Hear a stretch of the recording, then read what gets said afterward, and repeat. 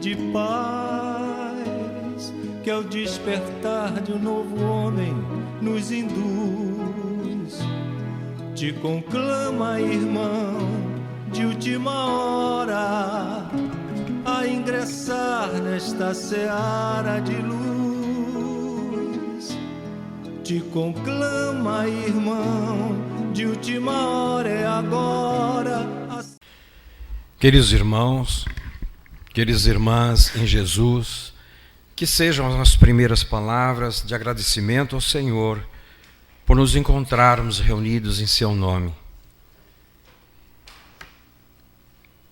Lembramos-nos que com a vinda de Jesus há 2000 anos, a humanidade recebeu a Boa Nova.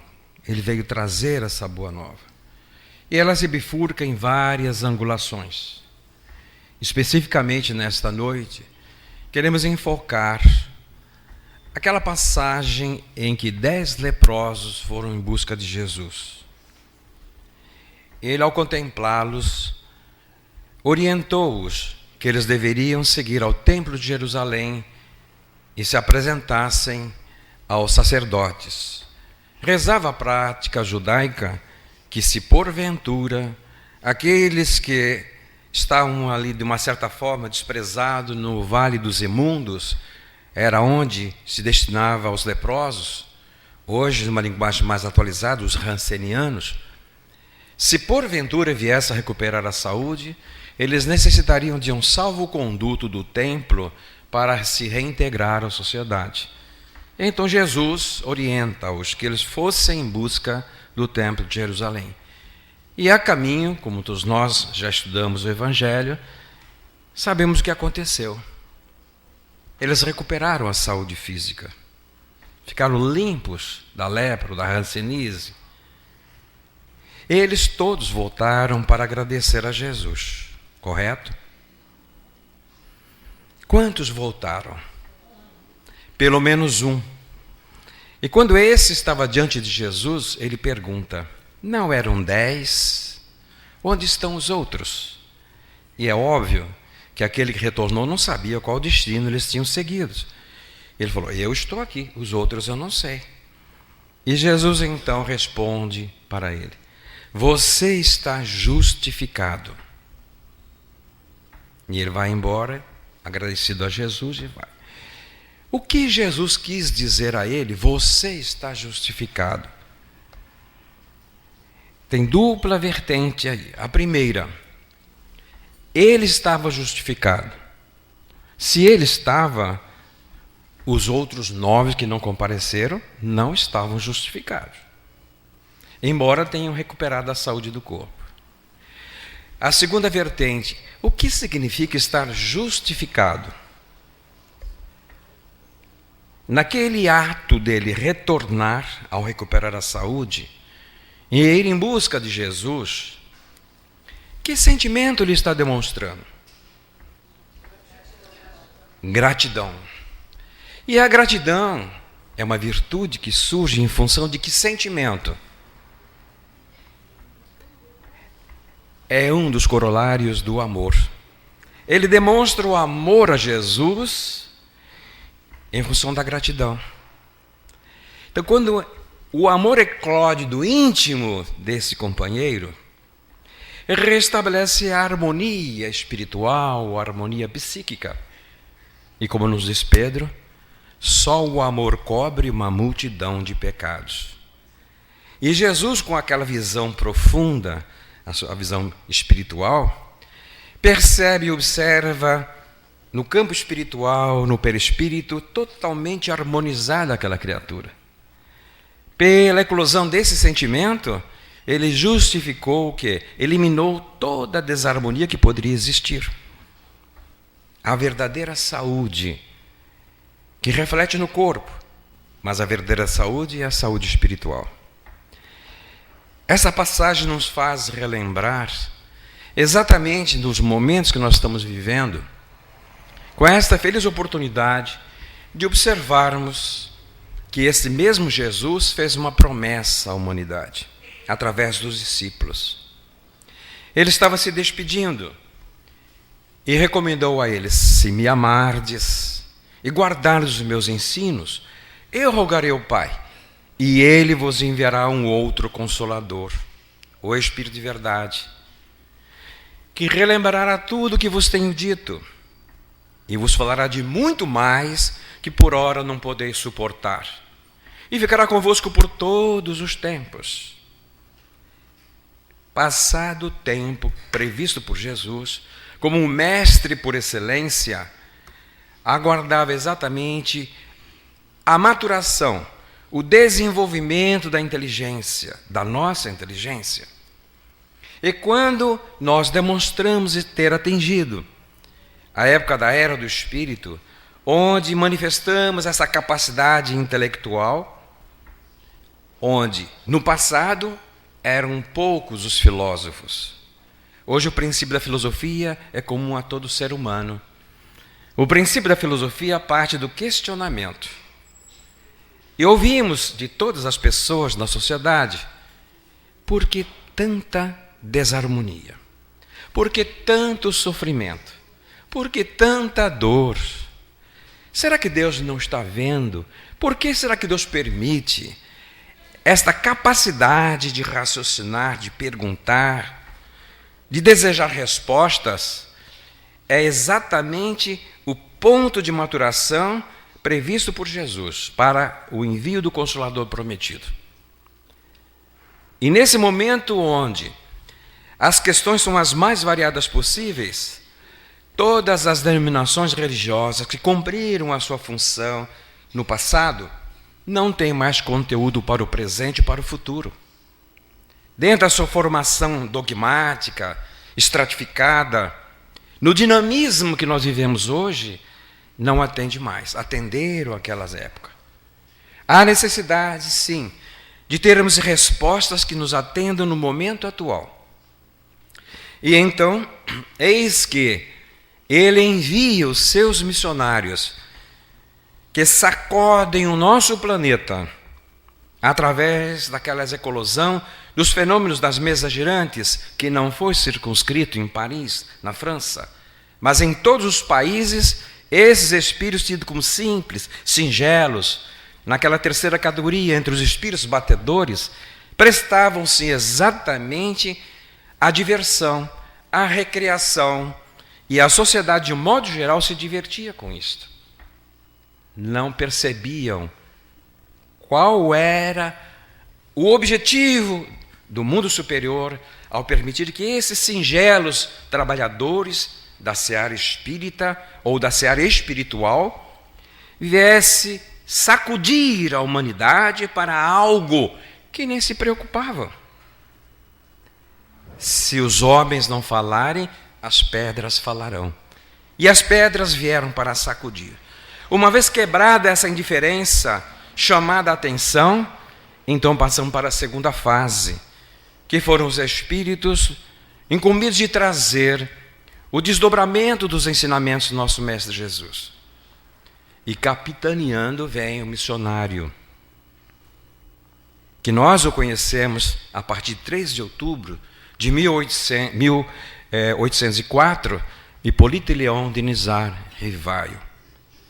E a partir de 18 de abril de 1857, desaparece Hippolyte. E surge um novo nome, com o lançamento do Livro dos Espíritos, Allan Kardec. Hoje, estamos aqui com esta proposta, a convite desta casa, trazendo um abraço carinhoso da nossa casa co-irmã, o Lar de Teresa, lá na Zona Sul do Rio de Janeiro, trazendo um abraço carinhoso também do 5º Conselho Espírita de Unificação, que congrega as casas da Zona Sul, da Glória até São Conrado. Trazemos o abraço carinhoso de todos os integrantes do Conselho Espírita do Estado do Rio de Janeiro, ao qual o 5º Seu pertence. E em especial a todos os ouvintes da Rádio Rio de Janeiro, pelo programa Sorriso de Esperança e pelo programa Mensagens de Esperança, sobre a nossa responsabilidade. Essa alegria de voltar ao Centro Espírita Trabalhadores de Jesus, no momento em que a casa reserva esse espaço para que também nós possamos refletir na relevância da vinda do Consolador prometido por Jesus, onde vem resgatar o cristianismo primitivo das distorções, das inserções, das mutilações. E quando nós dissemos isso, para não nos alongarmos, que não é o nosso tema da noite, o marco da primeira ação em que vem separar parte dos ensinamentos de Jesus é o primeiro concílio de Constantinopla. Jesus nos ensina que o Espírito sopra onde quer. Não sabes de onde vem para a existência da alma. E não sabes para onde vai, sobrevivência da alma. Porém, a partir do concílio, desse referido concílio, surge a crença dogmática com o nome de cristianismo, que não é a doutrina de Jesus. A doutrina de Jesus é a doutrina cristã. Os cristãos são seguidores do Cristo. Mas o cristianismo já é a religião institucionalizada pelo poder político. Passa a ser uma crença estabelecida por Constantino, que dominava aquela época. E aí passa a ser imposta. E aquele que era o defensor da pré-existência da alma, vamos ver Orígenes ser perseguido e todos os seus discípulos. E a partir daí Deus tornou-se irreconhecível. Por quê? Passou a criar a alma no momento em que o corpo é gerado. A partir desta conceituação, ou desse dogma, vem a pergunta: como é que pode um ser supremo, a máxima inteligência, nos oferecer origens distintas? Um nasce na comunidade carente, deserdado da sorte, como costuma se dizer. Outro nasce num berço dourado. Um nasce cego, estropiado, paralítico. Outro nasce com corpo aparentemente perfeito. Origens distintas, possibilidades distintas, diversas. E vai exigir o mesmo produto no final para ter acesso ao céu. Mas Jesus não foi isso que ele disse. Ele nos disse: sendo maus como sois, não dais uma pedra ou uma serpente ao filho que te peça um pão, que dirá nosso Pai que é infinito em misericórdia. E a partir daí ele começa o primeiro ensinamento. O jovem mancebo pergunta: Senhor, o que eu preciso fazer para ingressar na vida eterna? E ele diz: basta seguir os mandamentos. O que eles diz? Amar a Deus acima de todas as coisas, o próximo a ti mesmo. E aí vai falando, recordando exatamente o que está lá no Decálogo, desde Moisés. E o jovem, muito satisfeito, diz: mas isto eu faço, cumpro, desde que cheguei à minha mocidade. Bem, então ele estava cumprindo o patamar necessário para ingressar na vida eterna. E Jesus então aproveita: bem, se queres ser perfeito, agora não é só ingressar na vida eterna. Vá, venda tudo que tens, distribua com os pobres, volte e siga-me. O jovem mancebo foi e não voltou. Então, nessa passagem, observamos que Jesus está falando do desprendimento dos bens terrenos, para poder desenvolver a potencialidade da alma. Então, este Consolador prometido por Jesus tem este foco, fundamentado, sedimentado, alicerçado nesse sentimento que emana do Criador. Já ouvimos dizer, aprendemos que Deus é amor. Então, se nós estivermos conectados com essa potência divina, vai jorrar do nosso íntimo também nessa sintonia, esse desdobramento. Então, quando nós lembramos exatamente do lançamento, também nesse mês de junho, por um dever de gratidão, agora estamos falando de alguma coisa que já conversamos, lembramos alguém que se tornou um ícone não só do espiritismo, no Brasil e no mundo. reconhecidamente pelos seus próprios valores. Nos referimos a Francisco Cândido Xavier, que veio a esta vida corporal, sua última encarnação, em 2 de abril de 1910. E a única coisa que ele pediu ao plano espiritual, que desejava, se ele poderia demonstrar um desejo, desencarnar quando os brasileiros estivessem muito felizes. E tem dupla vertente aí também nessa solicitação dele. E ele foi atendido exatamente nisto. Exatamente no dia em que nós, brasileiros, comemorávamos a conquista do pentacampeonato mundial, nesse dia, ele volta ao mundo espiritual. Como os brasileiros estavam tão envolvidos com o futebol, a notícia do falecimento de Francisco Cândido Xavier foi amenizada.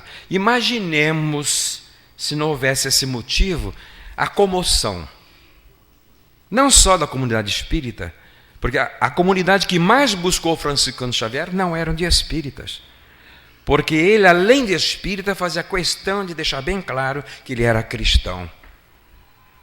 E mesmo os judeus que não eram cristãos foram ao Uberaba, como existem livros ditados aí, em função da consolação que recebeu, da certeza da sobrevivência, da imortalidade da alma. Então existem 2 fases da atividade, da missão de Francisco Cândido Xavier. Uma foi durante o período em que ele produziu, esses são os clássicos da literatura mediúnica, os romances, as obras de André Luiz, e que ele nessa fase precisava de recolhimento. Tal a importância e a profundidade dessas obras. A partir do momento que essa etapa da missão dele estava concluída, começar a segunda etapa, que era exatamente o aspecto consolador. Então, caravanas e mais caravanas iam a Uberaba e a mediunidade a serviço das cartas consoladoras dos entes queridos que antecederam a jornada de volta ao mundo espiritual. E aí vem o convite para ele participar do Pinga Fogo. A decisão Emmanuel deixou com ele. Queres arcar com esta nova empreitada? Contando contigo, vamos. E ele aceitou, participou de 2 pinga-fogo. E não necessita nós entrarmos em detalhes, porque todos aqui conhecem a gravação do pinga-fogo. Alguns, mais ou menos da minha época, assistiram na época, né? Ainda em preto e branco, naquelas situações todas que era o primórdio da televisão em nossa terra. E agora nós temos aí o conforto do DVD, está disponível no YouTube, agora tem um YouTube, olha o progresso intelectual. Então podemos ali ver exatamente aquela seleta clientela escolhida a dedo, filósofo, jornalista, ateu, protestante, ou evangélico. Então várias pessoas de várias vertentes do conhecimento para sabatinar Francisco Cândido Xavier. E foi onde a televisão até hoje teve seu maior ibope, tanto no primeiro quanto no segundo. Isso nos trouxe uma consequência fantástica. Antes de Francisco Cândido Xavier, nós estávamos na Rua da Amargura ainda, no conceito da sociedade. Ser espírita tinha vários sinônimos, no sentido pejorativo. E colocava tudo como farinha do mesmo saco. Que não é nem bom estar lembrando para não sacudir as cinzas que sepultou este passado. Mas isto realmente vem enaltecer a determinação, a perseverança dos vanguardeiros, dos pioneiros que implantaram a doutrina espírita em nossa terra. E aí vem o Dr. Bezerra de Menezes, Caio Barchuti, Eurípides Barçanufo, Anália Franco, essa pleiade de espíritos que no anonimato foram lançando as células, as sementes, e que quando Francisco Cândido Xavier levanta o véu do desconhecimento da sociedade, a sociedade passa a identificar esta comunidade até então, dando com uma mão sem que a outra soubesse, como precitua o sentimento da caridade, sem alarde, sem propaganda, sem divulgação. Mas aí passa a ter de um momento para o outro de chofre aquele que passa a ser considerado pela sociedade brasileira e refletindo para o resto do mundo como o ícone de um verdadeiro espírita. Mudou alguma coisa? Mudou. Vivendo na sociedade, passamos por várias situações em que companheiros, tendo ele como paradigma, nos surpreende ainda um pouco intolerantes, um pouco incompreensível. Aquelas características comuns na sociedade, no plano evolutivo que nos encontramos. Mas aí não existe mais aquela cobrança, aquela colocação pejorativa do passado. Agora a pergunta é o seguinte: mas você não é espírita? Como é que você faz isto? Será que alguém já ouviu essa pergunta alguma vez?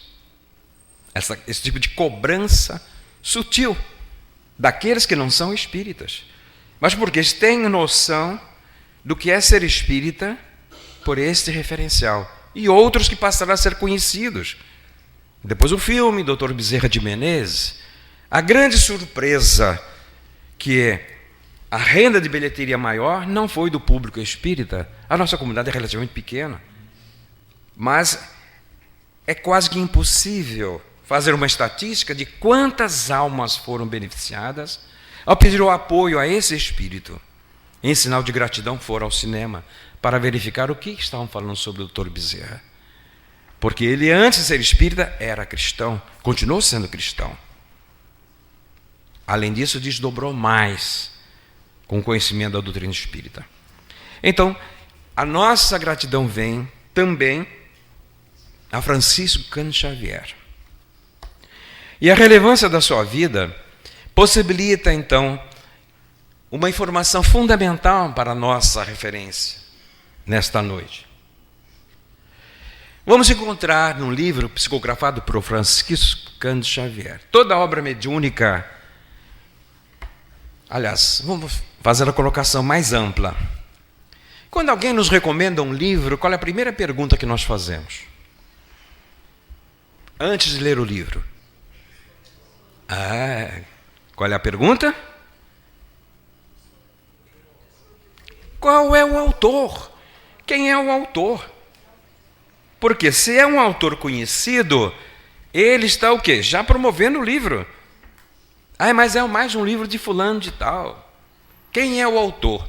Agora, se é um autor desconhecido, diretamente não motiva a leitura. Quando eu tiver tempo eu vou dar uma olhada. Então é importante ver o livro lançado. Aí, obra mediúnica. Quem é o médium? Francisco Cândido Xavier.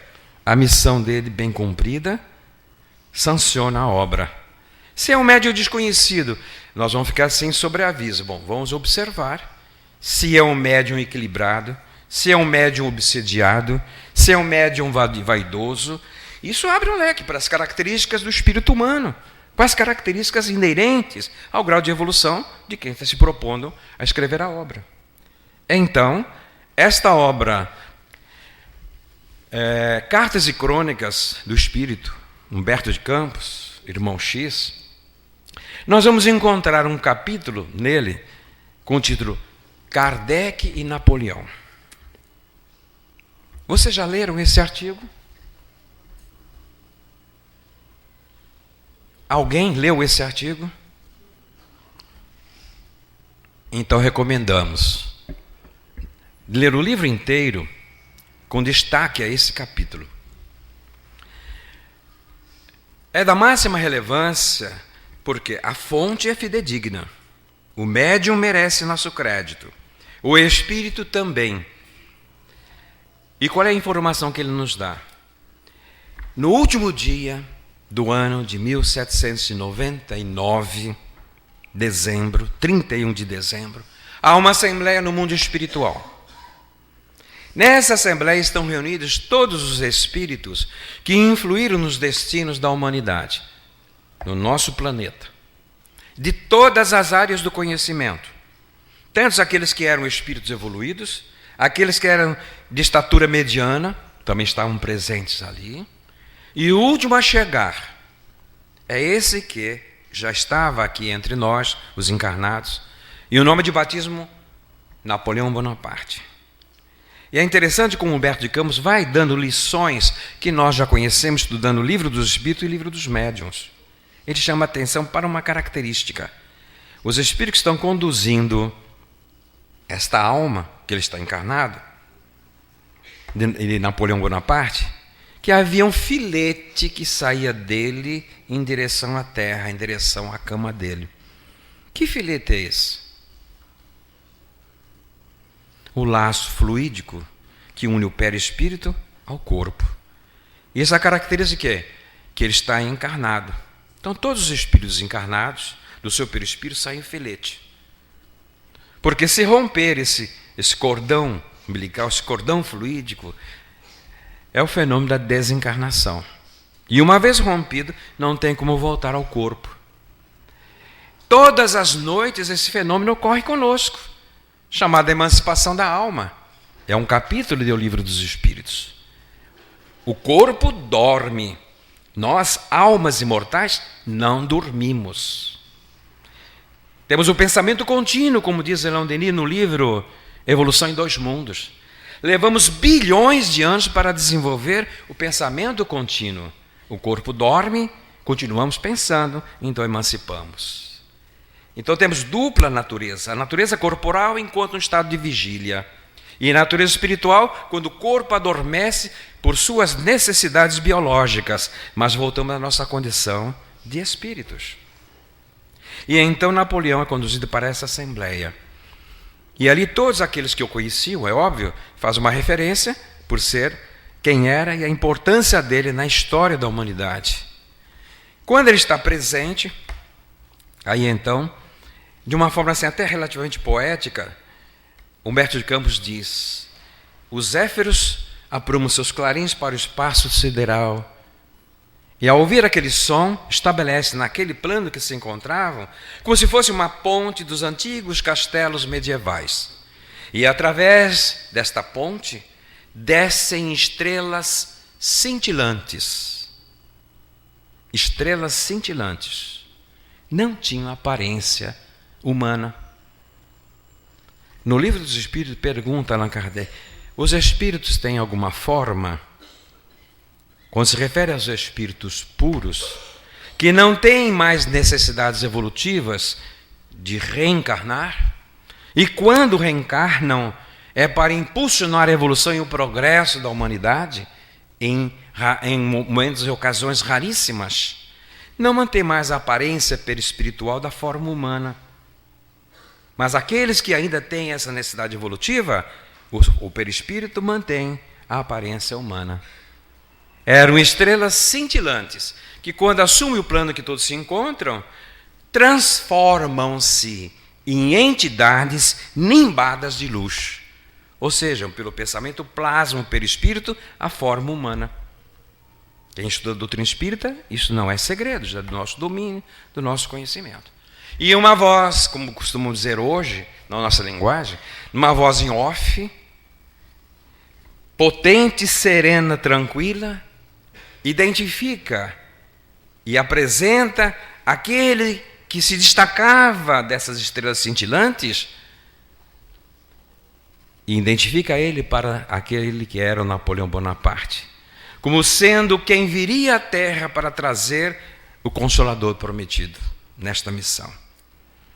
E diz mais, ali revela uma outra correlação entre causa e efeitos, dizendo a ele, Napoleão: César ontem, no passado, destruíra o druida. Nesta postura tora, como Napoleão, vais construir o caminho para que o druida volte para levar o ensinamento à Terra. Então, no passado se cruzaram, estão se cruzando novamente esses dois espíritos. E depois, quando Hipólito Leão de Nizar Rivaio entra em contato com os fenômenos da mesa girantes, num fenômeno mediúnico, Zéfiro, se identificando como sendo um amigo dele, das antigas Gálias, eles eram amigos. E ele chamava-se naquela época Allan Kardec como sacerdote druida. E ele adota esse pseudônimo então. Então vejamos que nessa história narrada por irmão X, nos possibilita saber qual é a envergadura desse espírito que nós conhecemos a partir de 18 de abril de 1857, como Allan Kardec. E isto no sentido de gratidão, de respeito, de estima. Realmente, olha, se eu posso usar essa expressão, me permitam, eu fico chateado, eu fico abusado quando encontro alguém falar assim, Kardec. Onde é que há essa intimidade? Para que haja intimidade, temos que ter o quê? O entrelaçamento. Ser do mesmo nível evolutivo. Aí sim, estamos ali, falando a mesma língua. Agora, o que é que eu estou fazendo dos ensinamentos que esse Espírito veio à Terra fazer? Eu não estou fazendo nada, é ele lá e eu aqui. Então, por que essa proximidade Kardec? Entra no nível do desrespeito, da banalização. Eu senti uma situação assim constrangedora quando vi um jornalista de projeção teve a audácia de publicar a biografia mais completa de Kardec. Na capa do livro que ele lançou está lá o nome dele com todas as letras e todas, o nome completo. E o biografado só está lá, Kardec. É um desrespeito com o biografado. Pelo menos na capa do livro deveria estar o nome completo. Isso passa às raias da banalização. Por quê? Ele declara que não é espírita. Então, se ele não é espírita, não tem intimidade. Então, entramos nessa fase onde um jargão popular que dá margem a entrar nessa fase da banalização, politicamente correto. E aí coloco tudo que é errado dentro do politicamente correto, perdendo o respeito, perdendo a consideração, misturando todas essas coisas. E todo mundo acha que está certo. Mas a distribuidora deste livro coloca na capa do seu catálogo a mais completa reportagem sobre Allan Kardec. Falei assim, esse é o título que deveria estar. Porque existem biógrafos muito melhores, inclusive Zeus Vantuí e Francisco Thyssen, que nos lançaram em 3 volumes, depois passaram em 2, que é Allan Kardec, o educador, e depois Allan Kardec, o codificador. Existe a biografia de Henri Salce, francês contemporâneo de Allan Kardec naquela época. Então, esses que trouxeram informações mais consistentes, sem essa visão de reportagem, realmente merece o nosso crédito quando desejamos conhecer exatamente, já ele encarnado, o que ele vem realizando como educador até os 50 anos de idade. Quando ele completa 50 anos, ele começa a entrar em contato. Foi em 1854. Ele nasceu em 1804, em 3 de outubro. Então, com 50 anos, ele não dá atenção às mesas girantes, não tinha tempo a perder, com aqueles folguedos, aquelas diversões, que era de quem tinha tempo para recreação.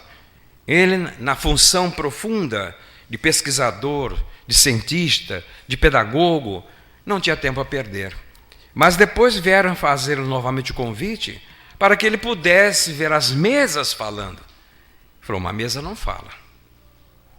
Então despertou a curiosidade dele, se o efeito é inteligente, a causa tem que ser inteligente. E isso levou a observar o fenômeno. E a partir daí começa o contato dele com os espíritos. A tal ponto que depois vem a oportunidade de entrevistar o Espírito de Verdade sobre o que já diziam em 3 ou 4 mensagens anteriores da missão que ele tinha a desenvolver, a desincumbir. E ele pergunta ao Espírito de Verdade se ele o confirmava. E o Espírito de Verdade responde, confirmo, mas não há nenhum motivo para você se vangloriar por uma tarefa que você nem começou. Se souberes dar cabo da tua tarefa, os homens saberão reconhecer o teu valor. E aí vem uma frase lapidar que a gente sabe quem usava. Porque é pelos frutos que se reconhece o valor da árvore. Quem que usava essa expressão? O mestre dos mestres. E diz, A tua missão, pensas que bastaria escrever 1 livro, 2 livros, 10 livros e voltar para o conforto do teu lar? Isso seria muito fácil. A tua missão consiste em abalar e transformar o mundo inteiro. Quando eu li isso, eu tremi nos calcanhares. Jesus, na face da terra, veio com amor a toda a humanidade, o arquiteto do nosso planeta, doou-se em amor, e o messianato dele veio com 2 vertentes. Uma foi exatamente revelar uma nova concepção existencial de Deus. Até ele, Deus era o Senhor, que punia, que castigava, que dava prêmio, parcimonioso, porque tinha um povo eleito e os demais eram desprezados. A partir de Jesus, Deus é nosso Pai de infinito amor, de infinita justiça, de infinita misericórdia. E Ele convoca-nos: sejais uno comigo, como eu sou uno com o Pai.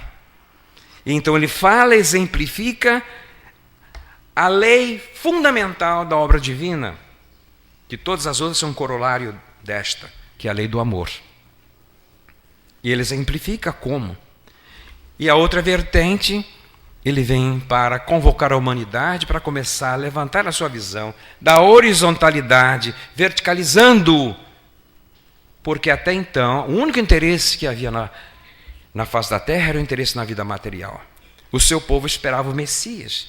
Mas o Messias que viesse libertar definitivamente dos julgos históricos. Esse povo foi escravizado no Antigo Egito, foi escravizado na Babilônia. Naquela época era dominado por Roma. E o que eles mais sonhavam é exatamente estar na supremacia do poder. E ele decepciona seu povo, porque ele vem falar de uma outra vida. Ele diz: destrua este templo e em 3 dias eu edificarei o outro. E entenderam que era o templo de Jerusalém. E destruíram o templo, crucificaram-no, o templo da alma. No 3º dia ele ressurge, construiu outro templo e conviveu com os discípulos por 50 dias, concluindo as instruções. Ele deu a primeira letra do alfabeto divino. Amor, seguido de imortalidade da alma. Então, há 2000 anos nós temos essa notícia. Então, nós precisamos lembrar que Francisco, só reforçando, nasceu em 2 de abril de 1910, faleceu em 30 de junho. E aí chamamos essa relevância da obra dele. Qual o objetivo que os Espíritos tiveram, então? Trazendo o Consolador prometido. E o livro marco é o livro dos Espíritos, porque as 4 outras obras desenvolvem o livro dos Espíritos. Então, o cerne da revelação, da terceira revelação, é o livro dos Espíritos. Na primeira parte do livro dos Espíritos, que fala das causas primárias, foi o último livro que ele lançou, Allan Kardec. A Gênese, os milagres e as expedições segundo o Espiritismo. A segunda parte, que fala do mundo espiritual, ou do mundo espírita, ele lançou o livro dos médiuns, que nos permite exatamente conhecer o mundo espiritual. Na terceira parte do livro dos Espíritos, vemos ali as leis morais, e ele lançou o Evangelho segundo o Espiritismo. E na quarta e última parte do livro dos Espíritos, das esperanças e consolações, ele lançou o livro O Céu e o Inferno. Aí está o que chamou-se o Pentateuco kardeciano, ou 5 livros básicos, as obras básicas da doutrina espírita. Então, com o lançamento dessas obras, partindo do livro dos Espíritos, vem uma pergunta. Os Espíritos lançaram este livro através de Allan Kardec, mas eles tiveram um objetivo. E não são quais os objetivos, qual o objetivo? Um objetivo. O objetivo, artigo definido. Depois de uns 20 anos trabalhando com um grupo de estudo sistematizado, o ESD famoso, de repente, garimpando os detalhes, eu me deparei com essa informação. Não a pergunta, essa pergunta não está formulada no livro dos Espíritos. Está assim a resposta. Eu falei, minha nossa, como é que eu não tinha visto isso? E para minha surpresa, já estava com uma idade pouco avançada, né? Não tanto quanto hoje, mas eu não tinha ouvido nunca no movimento espírita alguém fazer referência a esta informação que está no Livro dos Espíritos. Eu falei, mas não é possível. Prova o quanto nós não conhecemos esse livro. Porque é algo fantástico. Na medida que a gente vai desenvolvendo, vai amadurecendo, em termos de experiência, vamos fazer uma nova leitura do livro. E vamos ver informações que no passado nós passamos batido, não teve repercussão no nosso mundo interior. Chama-se aquela forma analítica do detalhamento. Então é a pergunta 919. Na pergunta 919, nós vamos lá sobre pergunta A. São 3 perguntinhas que nós estudamos ali sobre o conhece a ti mesmo. Na última pergunta, 919, quem responde a pergunta é Santo Agostinho. E vamos ver lá no último parágrafo, é uma resposta relativamente longa, ele diz, sabemos que vós dizeis ser certo presente e incerto futuro. Como os espíritos nos conhecem, né? E costumamos dizer assim, o futuro pertence a quem? Ainda dizemos, o futuro pertence a Deus. Lê do engano. O nosso futuro não pertence a Deus. Desde a vinda de Jesus, pertence a nós. A semeadura é livre, mas a colheita, e a cada um será dado segundo. Se isto faz parte do nosso conhecimento, não podemos dizer que o futuro pertence a Deus. Nós somos os construtores do nosso próprio destino. Poeta do Espiritismo, Leon Denis, no livro Problema do Ser e do Destino da Dor. E aí nós vamos observar que Jesus está ensinando exatamente o quê? Livre-arbítrio. E Kardec perguntou lá no Livro dos Espíritos, em que momento surge o livre-arbítrio na criatura humana? E os Espíritos respondem, a partir do momento em que tome consciência da sua própria existência. Como diziam os filósofos, penso, logo existo. Adquiri a consciência da minha individualidade. Começou a desenvolver o senso moral. Então eu sou responsável pelo que eu penso, pelo que eu falo, pelo que eu faço. E o nosso querido Francisco Cândido Xavier usou uma expressão domínio público, mas nós não prestamos atenção no sentido profundo. Não podemos fazer um novo começo. Mas podemos fazer o quê? Então somos os construtores do nosso destino. E nesta 919, então, continua Santo Agostinho dizendo, sabemos que vós dizeis ser certo presente e incerto futuro. Pois é exatamente esta ideia que estamos incumbidos de eliminar do vosso íntimo a tal ponto que não reste a mínima dúvida acerca da imortalidade da alma. Se não tivermos nenhuma dúvida acerca da imortalidade da alma, o que é que desenvolve no nosso mundo interior? Em nós. Convicção, certeza de que somos almas imortais. Será que nós já temos essa convicção? Já temos essa certeza? Voltemos a Jesus. Cuidai de amealhar o tesouro no reino dos céus, onde a traça não rói, a ferrugem não corrói, o ladrão não rouba. Porque onde puserdes o vosso tesouro, aí também estará o vosso coração. E onde é que nós estamos amealhando o nosso tesouro? Não é crítica a ninguém, é condição evolutiva, é coisa de conscientização. Então nós estamos aqui, nessa visão, de passagem. Investimos 99% do nosso tempo na vida material, na vida corporal. E o mínimo na vida espiritual. Tudo que nós possuímos aqui, acharmos que possuímos, somos usufrutuários. Como diz a rainha de França no Evangelho, como rainha, pensei que entraria no reino dos céus. Ledo engano. A fortuna e o poder não me acompanhou nem até a sepultura. E aqueles que eram os meus súditos, os vassalos, muitos deles encontrei superior a mim.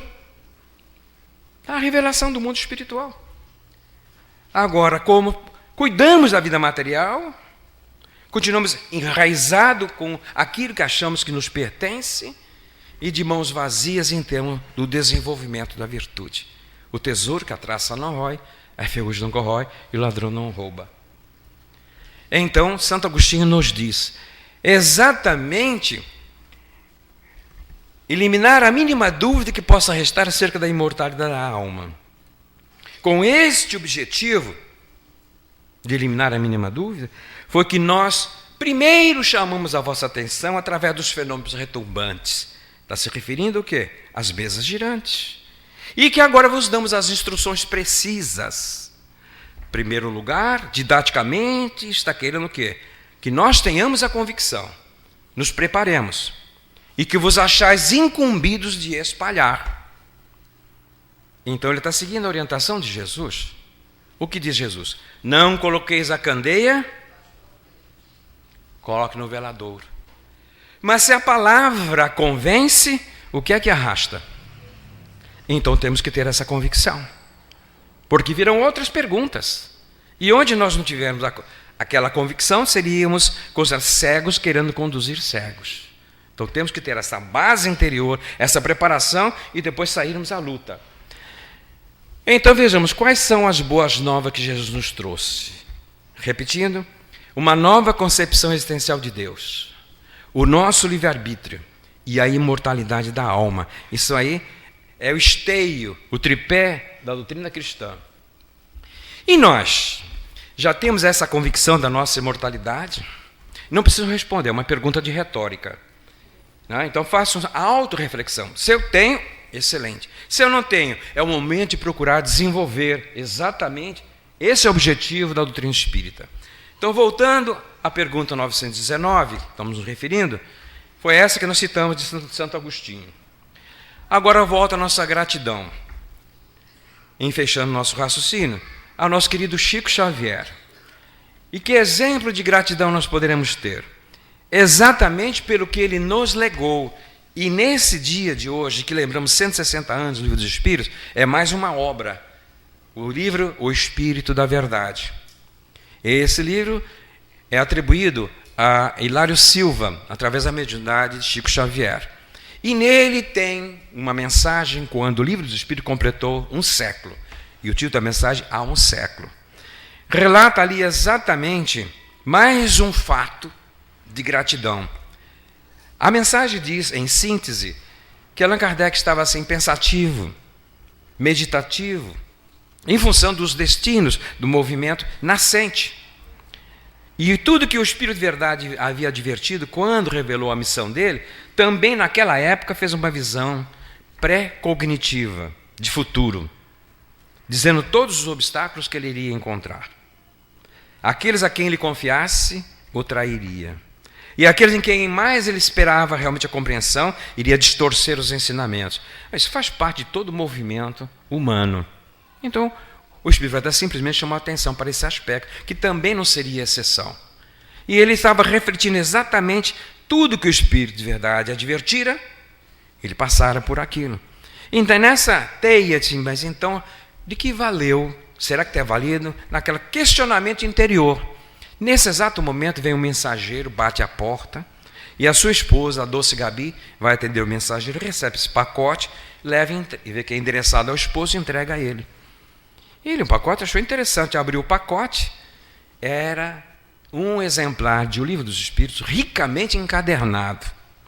Quando ele abre a capa, cai um envelope a seus pés. Na página de rosto está ali: esse livro salvou a minha vida, a Laurent. E embaixo, a minha também, José Perrier. Aí ele pega a carta, abre a carta, está o depoimento do segundo, o José Perrier, relatando que ele estava à margem do Sena para se atirar no Sena, que já ensaiara várias vezes. Era um jovem gráfico e que amava perdidamente a esposa. E ela foi cometida de uma doença intempestiva que de uma forma aguda acabou com a vida e faleceu. E ele, desesperado, não tinha mais noção, interesse pela vida. Então pensava em suicidar. E quando ele vai dar esse salto no Sena, que ele apoia no peitoril da ponte, na ponte, ele tem um objeto, escorrega e cai nos seus pés. E ele fica até intrigado com aquele pacote logo ali, mas distraiu a atenção dele do que iria praticar. Havia um poste, ele se aproxima do poste e começa a folhear. E vê logo a observação: esse livro salvou a minha vida. Ah, Laurent. Aí ele começou ali mesmo, embaixo da luz do poste, folheando. Aquilo que ele tinha pavor desapareceu. De nunca mais encontrar a amada. Ela está mais viva do que nunca. E se você acabar com a vida, você não vai encontrá-la. Tem que preservar a vida para, numa desencarnação normal, vocês estarem juntos. E toda a informação do Livro dos Espíritos fez com que ele tivesse amor à vida e floresceu novamente. O sentimento de gratidão fez com que ele usasse a arte dele, a encadernação riquíssima, e devolveu ao autor. Veja, no momento mais delicado de questionamentos íntimos de Allan Kardec, o valor da gratidão. E ele então reluz e volta para o trabalho.